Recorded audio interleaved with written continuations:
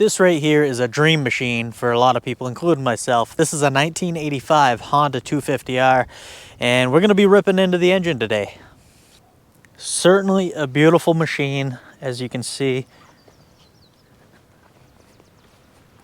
Let's take a walk around. This thing's too nice to even put my hand in front of like I usually do. Now, unfortunately, this machine is not mine. This is a customer's out of New Hampshire. He brought it up to me for some work. It's been a little while now, so I'm trying to remember, but I believe he bought this a few years back. He hasn't had it too long, but he paid pretty good money for it, upwards of $5,000, I think. Then he dumped another $5,000 into it. So he's got quite a bit of money into this. Not sure if he wanted me to share that with you, but that's what he told me, and I'm pretty transparent on this channel. So, but after looking at prices on these things, there's only one near me, an 85 or 86 250. I don't remember which one it is, but it's $7,000. So they're not cheap, and that thing is not mint by any means for 7,000 bucks. So we get the Gold Series FMF fatty pipe, Power Cord 2 muffler, V-Force reeds. The owner of this said he blew it up, I think twice, and it has a noise at the bottom of the engine. The bottom end has never been rebuilt, well, since he's had it anyways, but he's rebuilt the top end a couple different times, and it's got a pretty new piston in it right now, not many hours at all. But he did have a different carburetor, and he had a different exhaust. The exhaust was leaking, so I'm thinking that might have been what happened to the other top end. But he wants to trail ride this thing, and he wants it nice and reliable. So we're gonna rip it apart and see what's going on with it. As I said, I wish it was my machine, but it's not. However, the owner told me, after you get it running right, take it for a good ride. And I mean good ride. So we're gonna do that. So at least I get to drive it, because I've never had a 250R. I've had a bunch of different three-wheelers. I own a Honda 350X. I own some Tri-Z's, Yamaha Tri-Z 250s that I need to put together, but I haven't owned a 250R. Well, I have owned a 250R, a couple of older 250Rs, the air-cooled models, completely different machines. They have hardly any suspension on them compared to this thing, and they're air-cooled. A lot lower on power, but they're still pretty neat. I had an 81, I believe it was, and an 82. So this thing does run.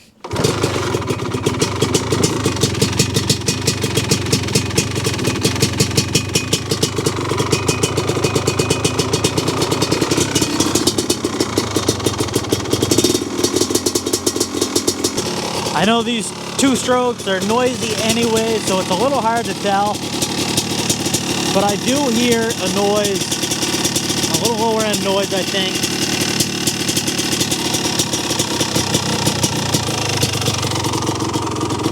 That shouldn't be there.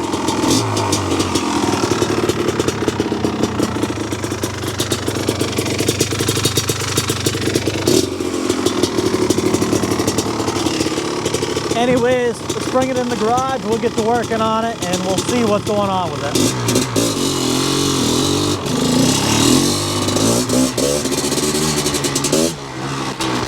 Well, I got it back in here. Let's start tearing it apart and figure out what's going on with it. Now, what do you guys think?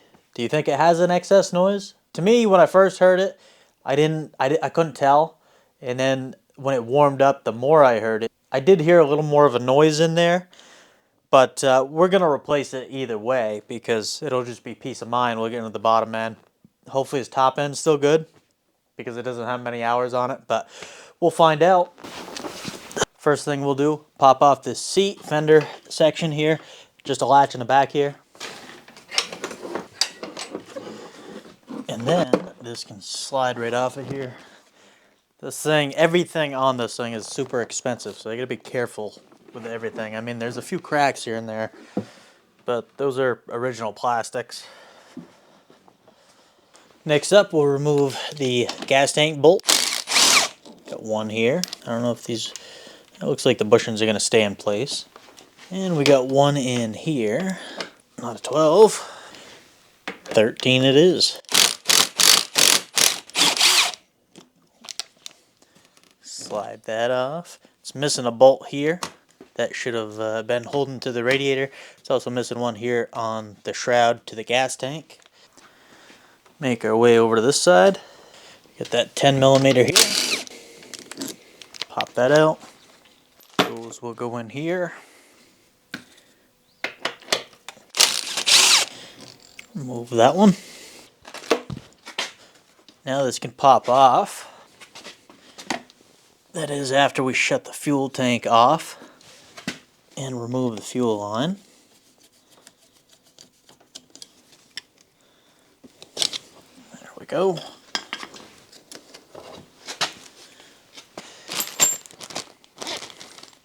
Now we can pop this off here. Beautiful. Looking at this engine, it's actually fairly clean, but I want to bring it out and rinse it off anyways. It's really not that bad, but we're gonna... Whoa, what do we got going on here? Move on to this side again. I just saw a lot of oil around the spark plug hole there, and I just went to move it, and that spark plug is loose, completely loose. Just gonna bring this thing outside, and I'll rinse that engine off real quick.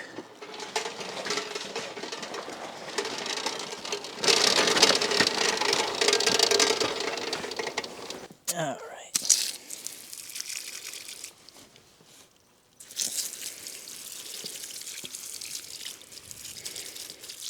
Covering the carburetor hole that we unplugged from the gas line. Like I said, this thing's actually pretty clean. It's just, there might be a little stuff on there, so just give her a quick little rinse.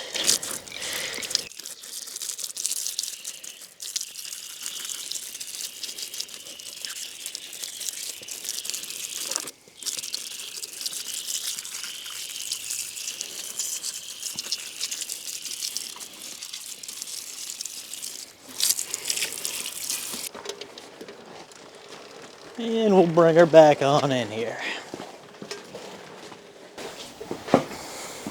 I'll just dry it off with the air hose.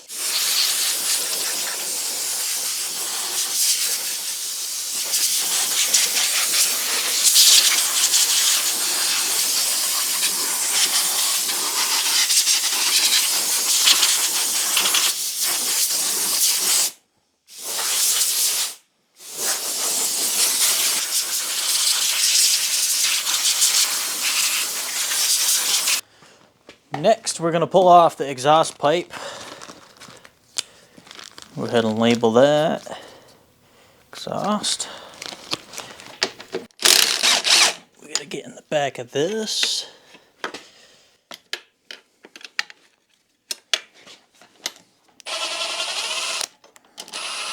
There's that.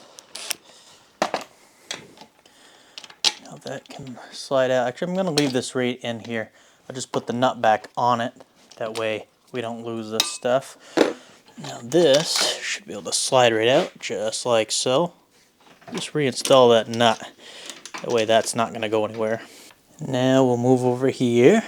We'll pull this off. This has got a bolt nut situation, so we need wrench on the back side.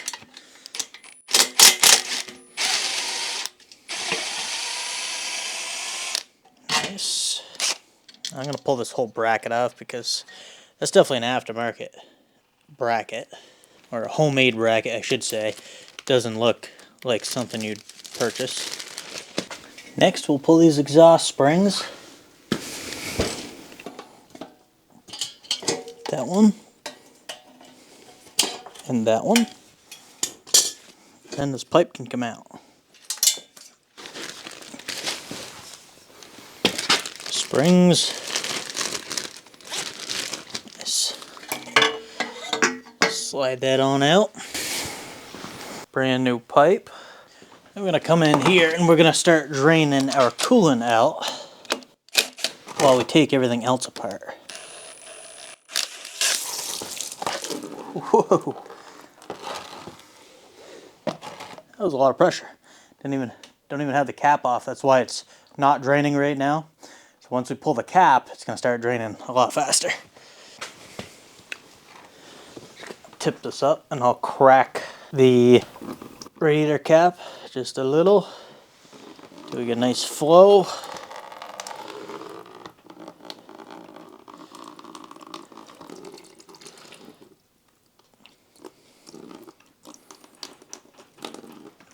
And I'll pull it all the way off. There we go.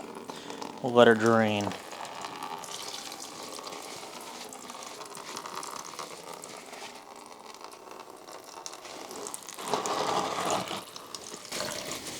Looks like this is just about drained out.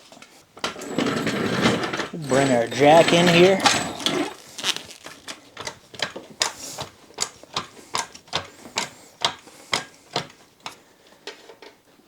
That'll work. I'm going to come over here and rotate the chain until I find the master link so we can remove it, which is right here.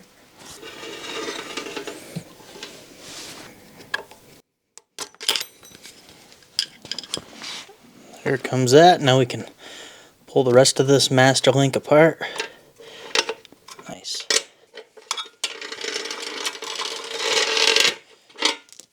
And we certainly don't want to lose that, so we'll just put it back together. There we go. Okay, so we're going to remove the carburetor right now, so we can pull the airbox clamp off, and then the intake boot clamp. We don't actually have to remove the airbox. Wow. Somebody put that on there. Pull this cap. There we go. Now I'm going to keep this right in with the carburetor. So we'll just pull this off.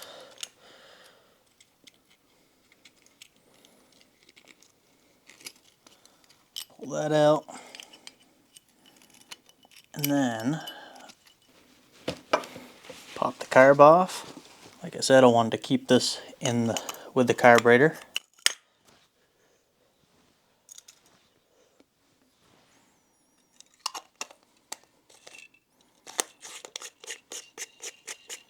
There we go. While we're over here, we'll pull the spark plug cap off. Like I said, the plug's not even tight. Might as well pull this clutch cable off. I'll just come in here, twist that, and then push the cable out. Just like so. Relieve the pressure. Looks like this is already loose, but I'm going to pull the bolt right out of here. Keep the mount with it. Right back in here. Got our stator wires coming out of here. We just follow these. One plug.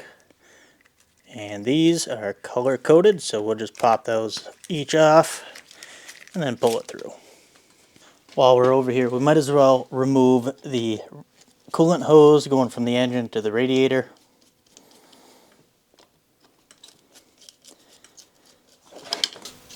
A little bit left in there, as you can see it dripping out. Pop that one off. Now we'll get this top one as well.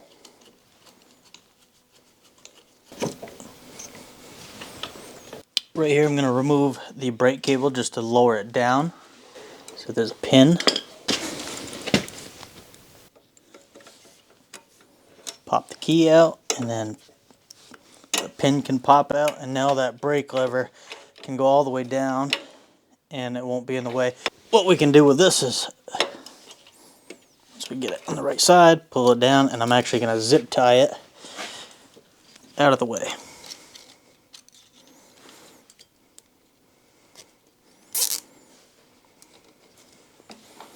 Just like that. Just looking here, got to start removing our engine mounts. This is actually missing the nut to the top mount here. The bolt's in there, but there's no nut. Alright, we'll pop this off. Let's see, 12, correct? Nope, 13. Yeah, great. Get that side of the mount. And we pop these two off. Before I do too much more, I'm just going to throw a rag down in that intake. I can pop this mount.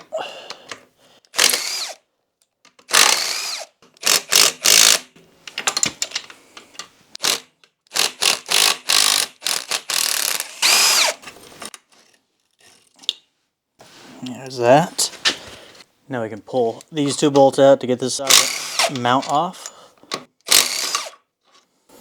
Screw that in. That. Now we got this nut for the lower motor mount.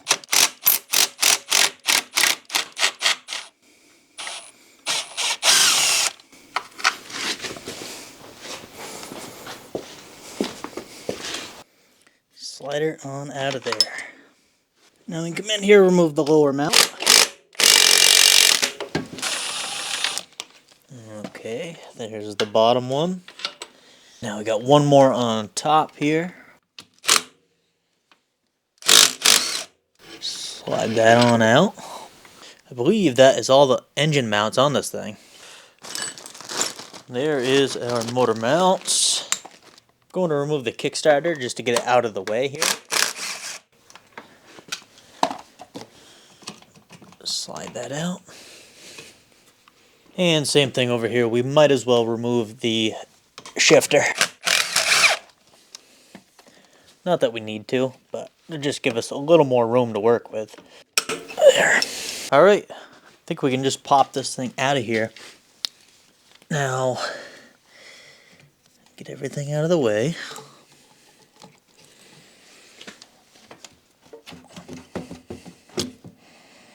Gonna be a close one. Perfect. Plenty of room. I didn't know the spark plug was a little close to the top, but she came right out. Easy, easy. Alrighty.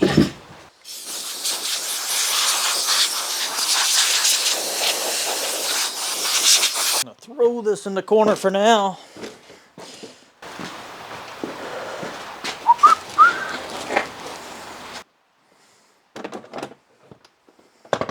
Back to the engine, tip her up. Gonna drain this transmission area. Let that transmission fluid drain. Should have drained this in the machine, but I wasn't thinking, so we'll drain it now. Alright, we got most of it drained out now, so we can start tearing this thing apart.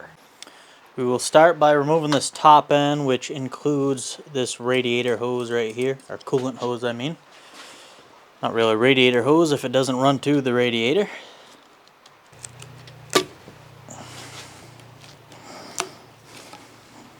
There.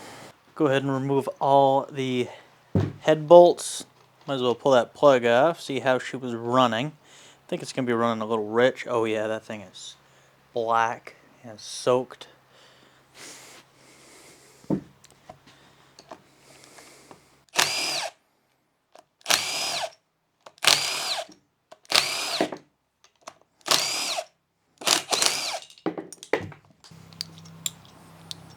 Six. We'll come in here and remove the head. You can tell she was blown up at one point. It's got some detonation on the top. This is actually not the original head. Now, this was the original cylinder head on it. It had a little more pitting, so he decided to use this one. Cylinder head's off. Time to move a little further. Pull the reeds off next.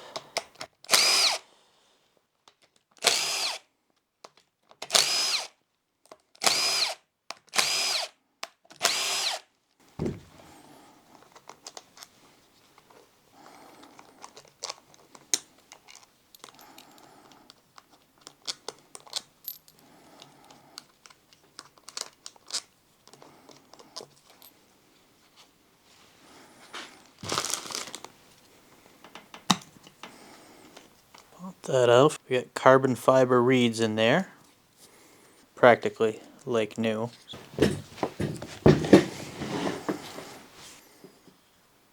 Boy,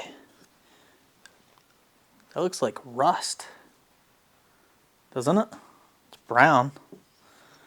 It's not great. I know this thing's been sitting for a little bit, but I really didn't think it was sitting all that long. Pop the cylinder nuts off.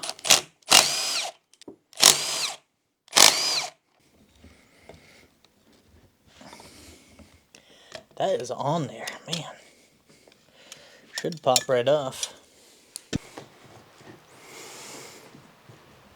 Man, it's still stuck in there. I guess she's a little rusty in the bolts and stuff.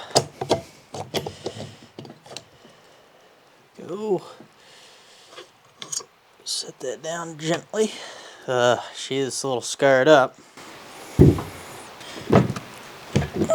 Take a look in that lower end. Looks like she's seen some water for sure. Yeah, she's definitely got some play in that lower end. But yeah, the piston looks fairly new. Other than that, it kind of seems like, oh, the rings are stuck. The top ring is free. The bottom was stuck. I mean, I can free it up real easy, I think, but it is stuck. Take a look in that cylinder. Definitely see some scarring and some water marks on the bottom there. Got a little coolant left in there. I wonder if this thing was drinking coolant. I know he sent me a new water pump to put in it. I'll have to ask him if he was losing coolant. Come in here and pop this pin out.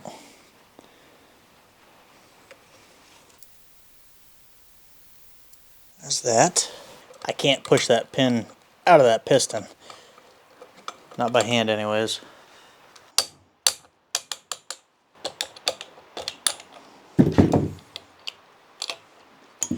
I know he said the wrist pin looked questionable. Or not the wrist pin, but the connecting rod. And the upper portion of it doesn't actually look bad. It's just you can tell it had water in it, and like I said, this lower ring is stuck.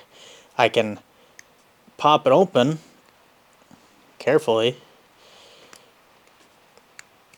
Let's go ahead and pop that off if I can without breaking it gently.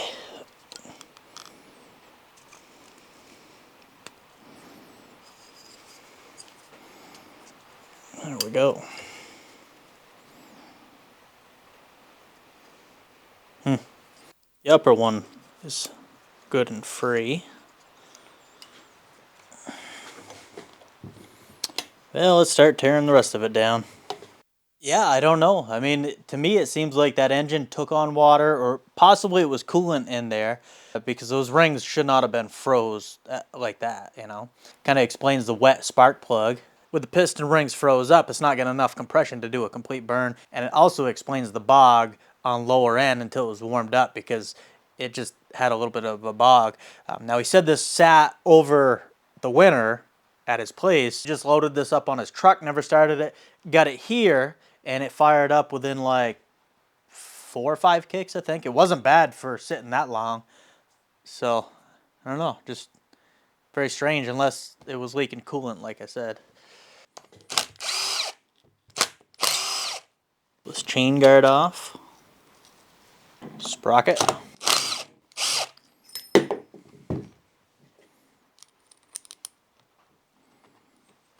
Move on to the stator cover.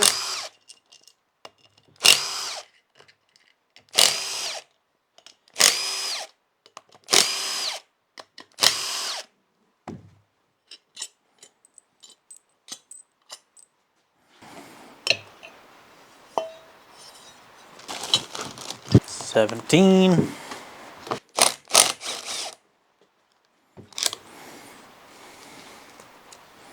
Grease on the puller threads. Thread that in. And this side can go on. Put a little grease on the end of that too.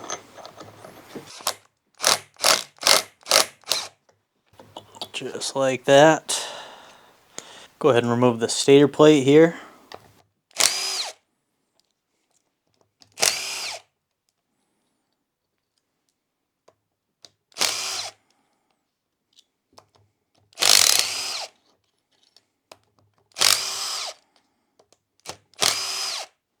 Then there's a gasket here, but we want to remove the gasket, and then this rubber piece can come out. We'll carefully pull these out. There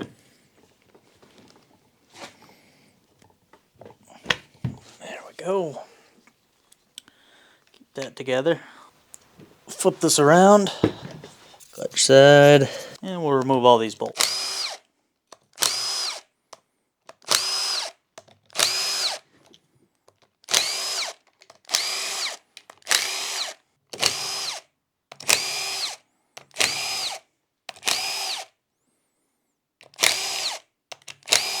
Water pump.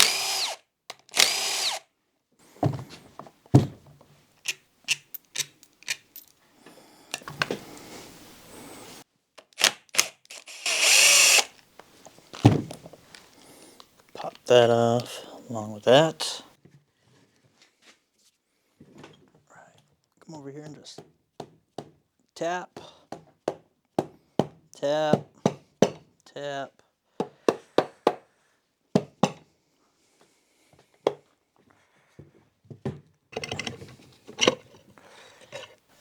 There's the clutch side.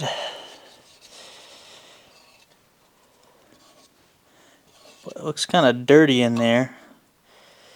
Definitely a little dirty.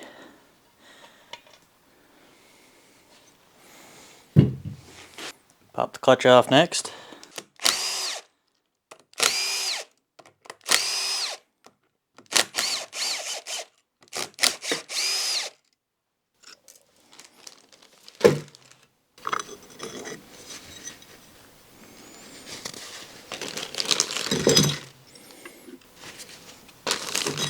Already put this clutch in, not a huge deal, it didn't come apart, but they forgot to pinch this tab back down so the nut didn't come out.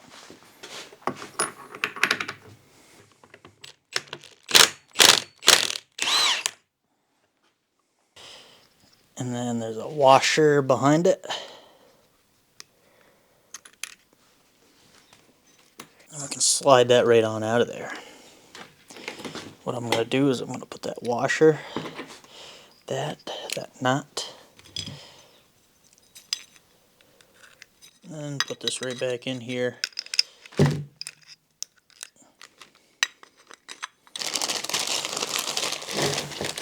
In the bag it goes. This is our kick shaft gear.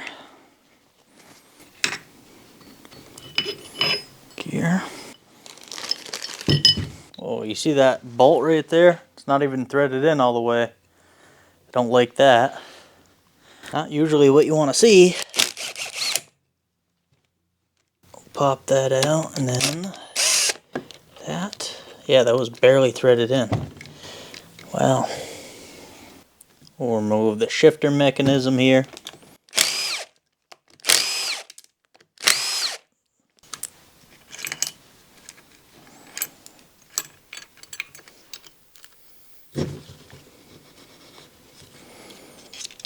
Make sure that washer comes with it. The shaft can go in here.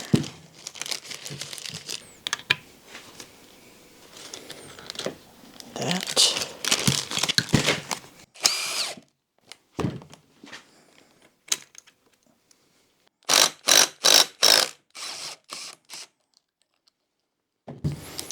There's that.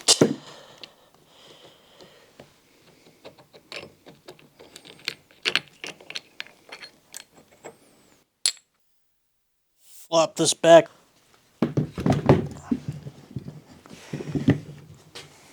Now we need crankcase bolts.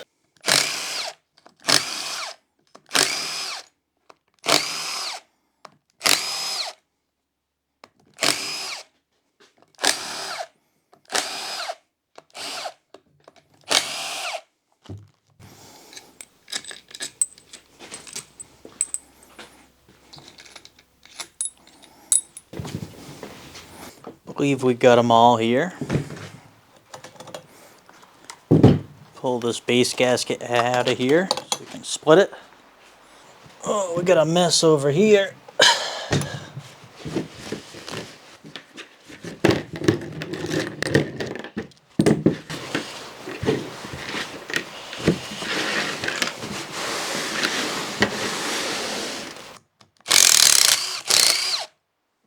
That crank balancer, we can remove that. Case doesn't want to budge, it doesn't seem like, so we're going to put this case splitter on here, and we'll do it like that. Some cases pop right out, but this one did not want to.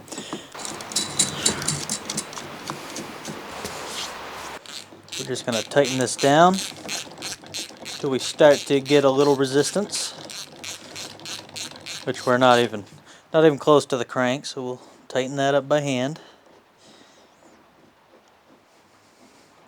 There's that. Okay, so now, as you can see, the crank's moving. So you know we're got a little resistance. Just tighten her down. And she should split. You don't want to put a ton because you don't want to break something.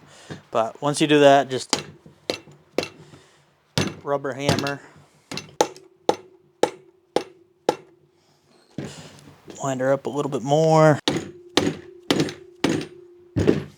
Wow. You want to be careful because this case is actually already broke right here.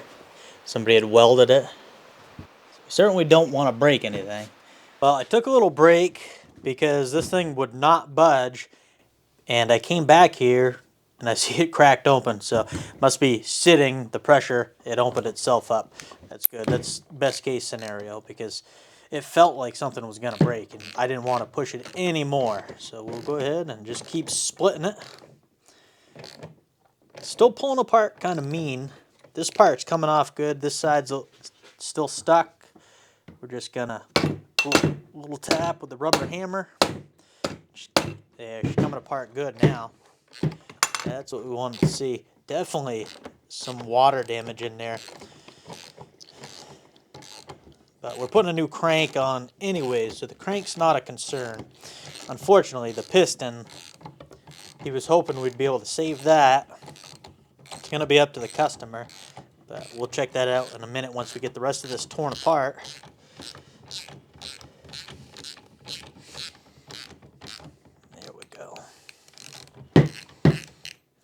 Put a 10 back on here. Just pop these off.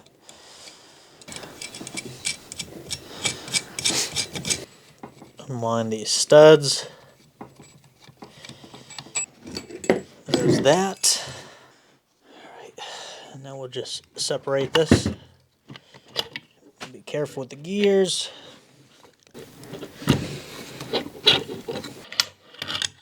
There we go. Oh, yeah.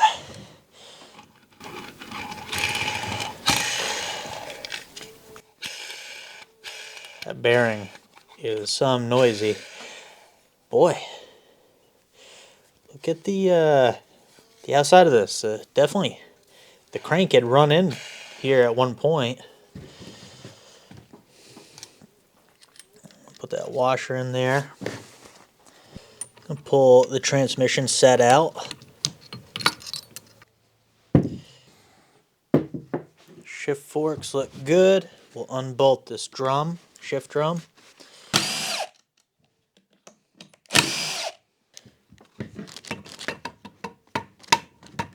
This crank. Out comes a crankshaft. That's going to go on that end. Yeah, this thing has seen some water. Look at the rust. No wonder she was a little noisy. The gear set should be able to slide on out of there.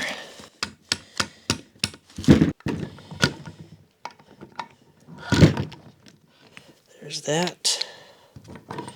And that. Transmission gears look great on this thing. Transmission bearings all feel good. Crank bearings do not. Gonna unbolt the shift drum, and that should slide right out just like so. That way we can get everything off of here.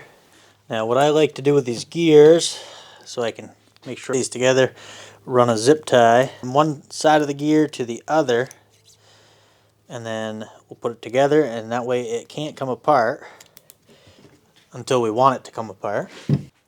So what we learned here is our transmission set is in great shape. Our crank could certainly use a new bearing in here, and it's had water damage at one point. We're going to replace the crank, so we're not worried about that. Definitely going to want some new main bearings, as these things are noisy. Transmission bearings are good. So I think this is a lot of the roller noise we were hearing.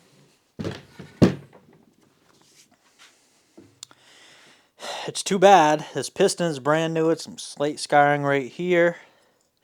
And then on this side as well, because our rings were froze up on this thing. The rings absolutely would not use these. Now, one good thing is I don't see any cracks or anything in the sleeve, but it definitely had some water. It's rough. If I can brighten this up, it's just rough inside that bore. Pop the head gasket off. Yeah, I'm not a fan. I can run a hone through it and see.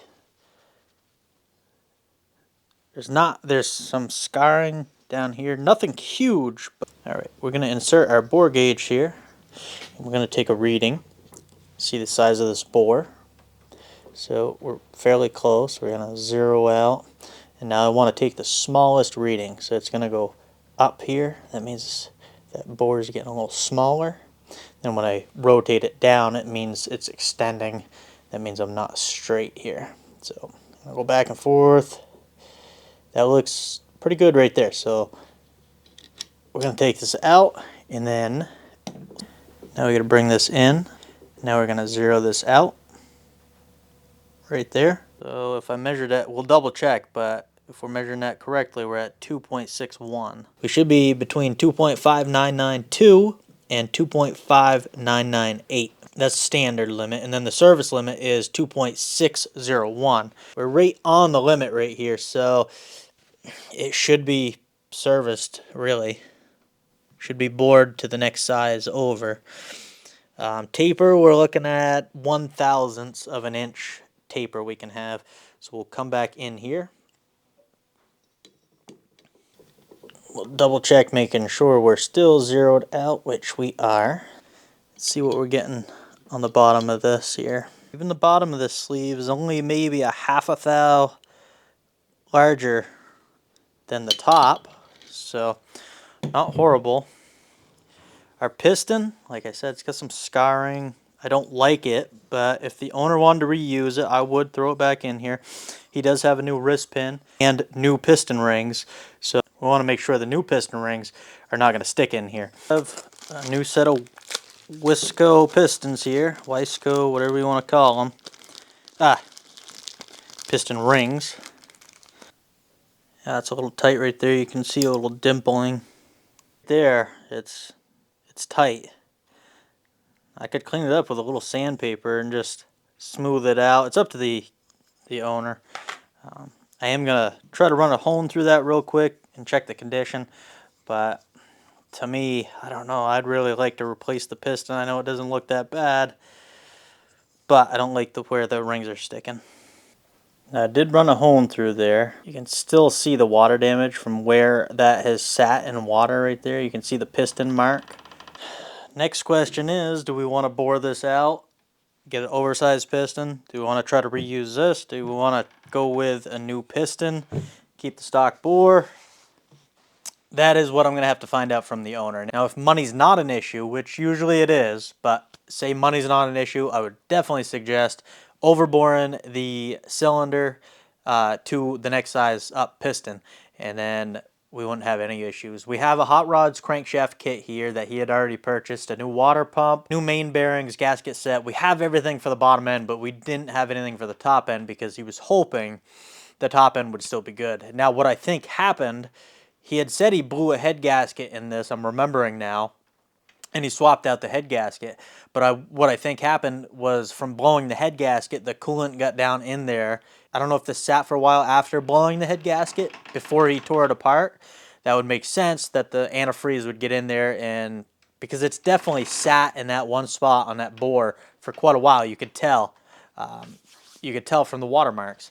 Either that or he didn't clean it out very well when he did the head gasket, and unfortunately the water never really got burned out of it. I don't know, because it doesn't have a lot of hours on that piston. You can see it, but we do have a lower ring sticking. It's up to the customer. We could file it down more and I could make that ring work okay, but I would suggest a new piston at least.